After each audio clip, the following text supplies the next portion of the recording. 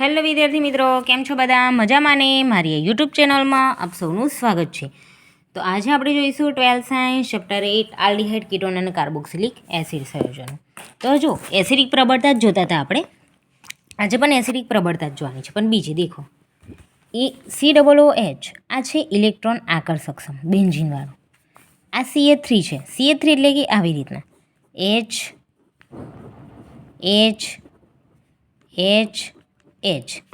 આ H છે, 3 જ છે, બરાબર, 3 જ H છે.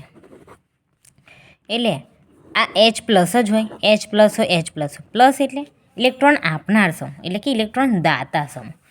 આ તો ઇલેક્ટ્રોન આકર્ષક છે. બેન્ઝીન એટલે ઇલેક્ટ્રોન ખેંચી લેવાવાળો સમૂહ છે, બરાબર, એટલે ઇલેક્ટ્રોન આકર્ષક. અને આ H પ્લસ છે, એટલે કે ઇલેક્ટ્રોન આપનાર સમૂહ છે. એટલે શું કે ઇલેક્ટ્રોન દાતા. તો જે ઇલેક્ટ્રોન ખેંચે, પોતાની તરફ બધાને ખેંચે, એની શક્તિ કેવું વધુ, જેટલા એના કરતાં ભરતા જાય, ખૂટે જ ના, ભરતા જાય. તો આની આકર્ષક સમૂહ વધારે છે. કેમ? કારણ કે એસિડિક પ્રબળતા એની વધારે, કેમ કે એ જેટલા બી ઇલેક્ટ્રોન છે એના કરતાં વધારે ખેંચે. તે કેવું થઈ ગયું? વધારે મજબૂત. આની પાસે જેટલા છે એટલા શું કરે? આ કરે, એટલે આ શું થઈ ગયું? ખાલી થઈ ગયું. એટલે શું કહેવાય? આમાં નબળાઈ આવી ગઈ. જેટલા હતા એટલા બધા હાલી હતા. કેવું થઈ ગયું? નબળું. એટલે આની એસિડિક પ્રબળતા વધારે કોના કરતાં? આના કરતાં. હવે આ CH2 ડબલ બોન્ડ છે, બરાબર, જો આવી રીતના દર્શાવ્યું. હવે આ CH2 છે, બરાબર. હવે જો આને COOH કાર્બોક્સિલિક એસિડ છે, બરાબર.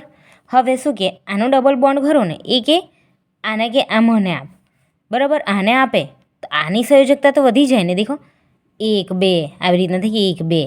તો હવે આ ઇલેક્ટ્રોન ખરો ને, આ ડબલ બોન્ડ હતા, તો આવું શું કે ઇલેક્ટ્રોન અહીંયા કરી દે.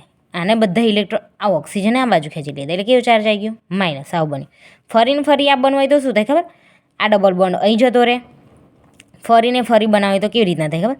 આ ડબલ બોન્ડ અહીં જાય, આનો પાછો અહીંયા ફરી આવું થઈ જાય. પછી એરોમેટિક કાર્બોક્સિલિક એસિડ, જો હવે OCH3 ઇલેક્ટ્રોન આપનાર સમૂહ છે. OCH3 અમને સમજાયું એમ. CH3 આ આપનાર સમૂહ છે, એટલે ઇલેક્ટ્રોન દાતા.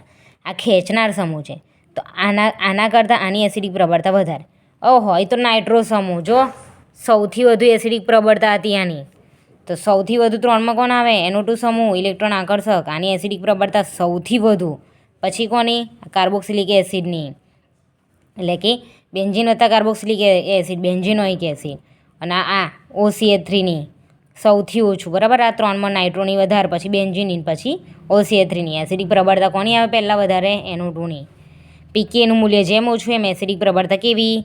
વધારે. ઓકે, તો આજનું નોટ ડાઉન કરવું હોય તો કરી દેજો. આ 1 માર્ક્સમાં પૂછાય MCQમાં તો. અને આ રિવર્સિબલ હોય એનો મતલબ આની આ પ્રક્રિયા ફરી આવી મળી શકે. અને જો એક જ હેરો હોય તો નીપજ મળે, પણ જો આવું હોય તો આમાંથી આ પાછું બની શકે, બરાબર. હું ચલો ને આવું કરી દો, આને પાછું અંપા લઈ જાઓ, હેડો આને અંપા લઈ જાઓ ડબલ બોન્ડવાળાને, અને આને અહીં લાવી દો, તો પાછું કેવું બનશે ખબર?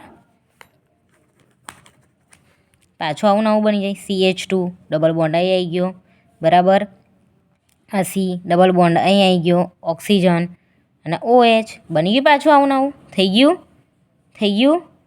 આવી ગયો. આ કાર્બન છે, અહીં લે ને કાર્બન આવી રહ્યો, આવી ગયો. અહીંયા H આવી જશે, આવી ગયો. બની ગયું આવું નવું. આને આ બંનેના ઇલેક્ટ્રોન ભેગા કરીને બંધ બનેલો ને, તો આને પાછું આને હાલ દીધું. આ કાર્બન અહીં લઈ લીધો, એટલે આને તો દાન કરી દીધું, એટલે પ્લસ ચાર્જ આવી ગયો. આને પાછું અહીં આપ્યો.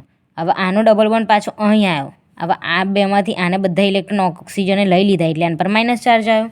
થઈ ગયું? ઓકે વિદ્યાર્થી મિત્રો, જો મારો વિડીયો ગમ્યો હોય તો લાઇક, શેર અને સબસ્ક્રાઈબ કરજો.